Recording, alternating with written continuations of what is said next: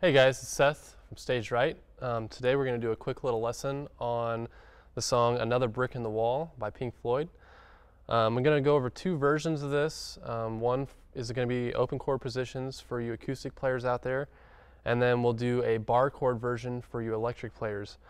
So we're going to go ahead and start with the open chord position, and we're going to be dealing with a new chord that I haven't taught you in any previous lessons. And it's actually going to be the key of the song too, which is a D minor. So up here we're going to start with the D minor. Rather than the D major, there's only one thing that's going to change.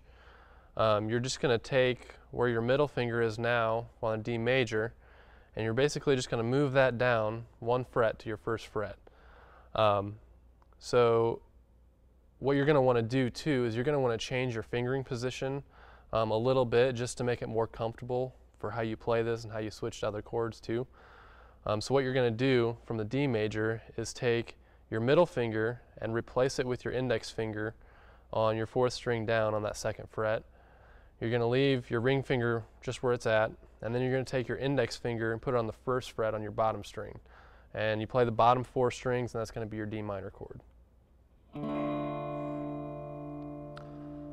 So that's going to be the main chord that he uses through the verse and a little bit in the chorus. So the rhythm is just going to sound like this.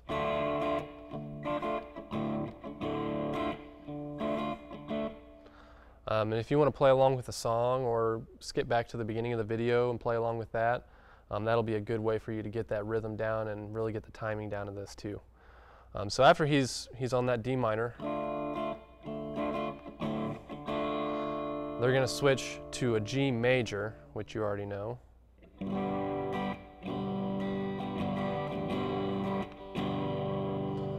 And then they're going to switch back to a D minor.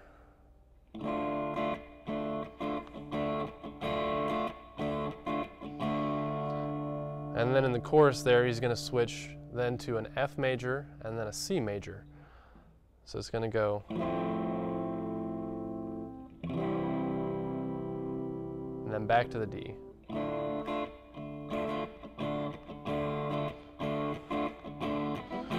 All in all, you're just another brick in the wall. So that's it. That's the whole song. Just go through that chord progression throughout the verse and the chorus, and even in the solos too. It's just a fun little progression to jam out to. But now I'll go ahead and show you electric players the bar chord version of this. And this is how David plays it in the song, and how if you do have an electric, you should be playing it this way. So we've gone over the power chords in a previous lesson. If you need to recheck that out, do that, because you're going to need to know that for this. Because we're just going to stray from the power chords a little bit. So our D power chord sounds like this. But we're gonna make this a bar chord and make it a D minor bar chord. So a bar chord is essentially just taking your index finger and barring whatever strings are there. So you're going to bar everything down from that D note all the way through your bottom string. And the only other thing we're going to do here is we're going to add this middle finger on our B string, our fifth string down, on the 6th fret. And that's what's going to give you that minor sound. You know, that's a major sound. There's your minor sound. So that's the chord that you're going to be playing for that D minor.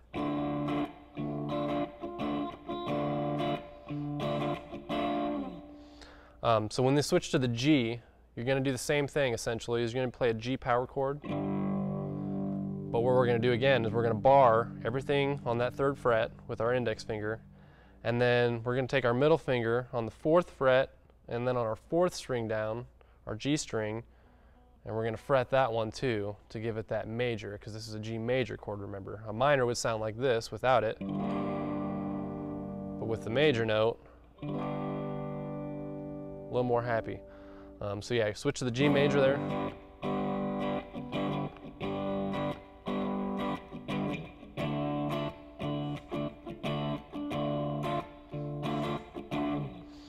So then after you come back to the D and you get ready to go into that F major and then the C major, what we're going to do for those is we're going to play a power chord version of both of those.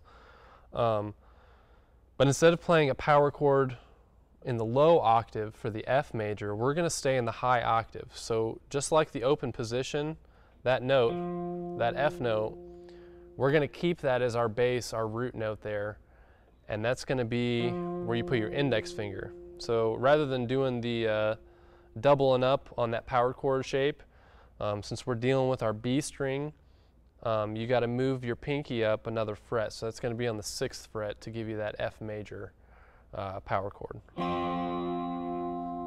And then when we go up to the C major, you're just going to take that same power chord shape, not this one, but the regular power chord shape where it's doubled up with your pinky and your ring finger, and hit that C. And then right back into your D minor.